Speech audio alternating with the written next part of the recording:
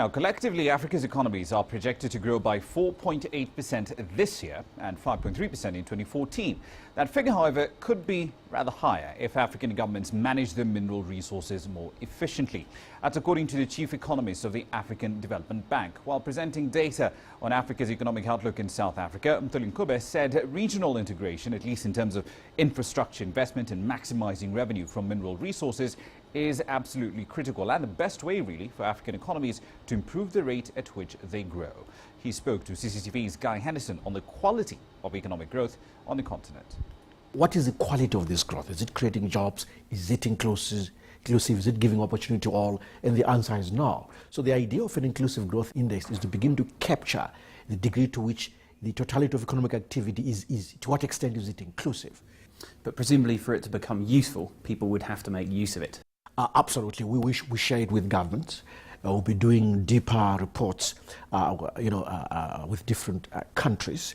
I've seen a copy of the presentation you're giving this morning.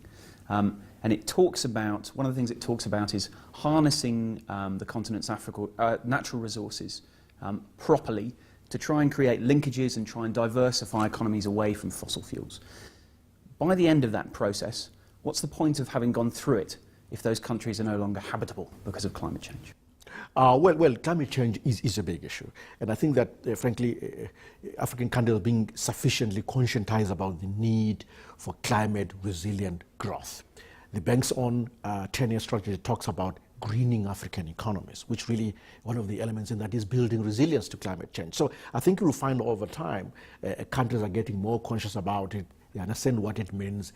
They're beginning to know what to do. China is slowing down somewhat.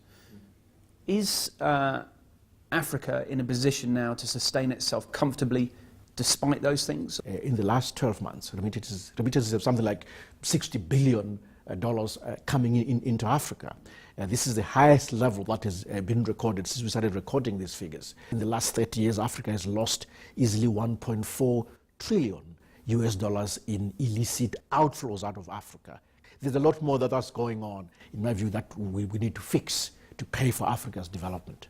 Is now the time for all countries, for the international community, to stop isolating, even in a targeted way, Zimbabwe, and just get on with the business of developing its economy and ending really the suffering of its ordinary citizens? No, I think so. I think that Zimbabwe has run credible elections.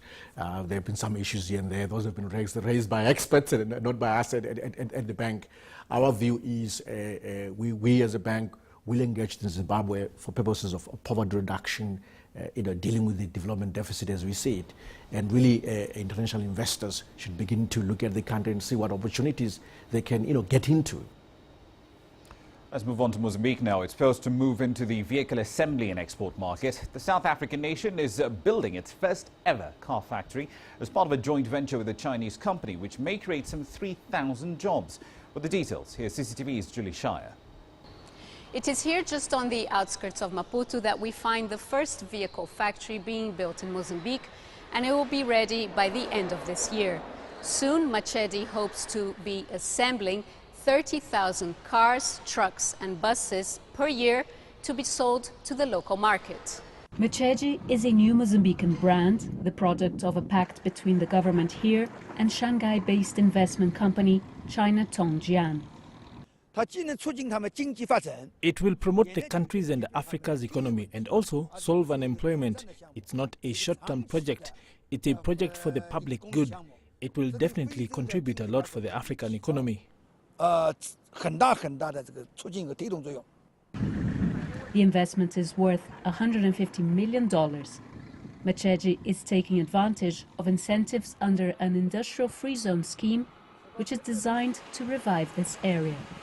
The factory brings a big boost for local employment and for the quality of transport in Mozambique, and it also will contribute with valuable foreign exchange. That can bring a very good input, not just for Mozambique, but also for the region as well, because the main purpose under the industrial free zone scheme is to export at least 75% of these vehicles to be assembled here in Mozambique. The first vehicles are due to come off the production line in just a few months. At full capacity, Machedi could turn out 100,000 vehicles a year. Julie Shire, CCTV, in Matola, Mozambique. And that's all we have for you in business right now. Back to you, Pineda, for more. Thank you, Rama.